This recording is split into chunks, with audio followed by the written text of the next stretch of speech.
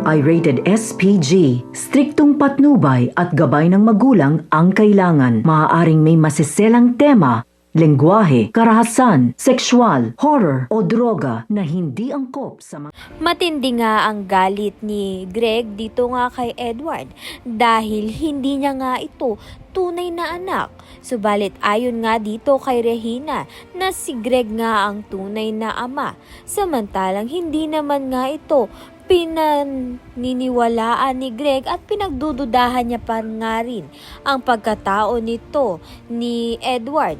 Sa kabilang banda naman nga dahil wala na ngang mamanahin pa ito ngang si Edward sa mga will and testament nga nito ni Greg. Kaya naman nga kakalabanin niya na nga ang kanyang sariling ama.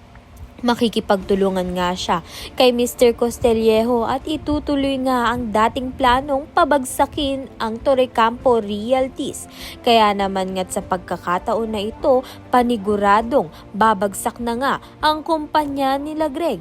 Kaya naman nga yan at iba pa ang dapat nating pakaabangan. Maraming salamat sa iyong panonood.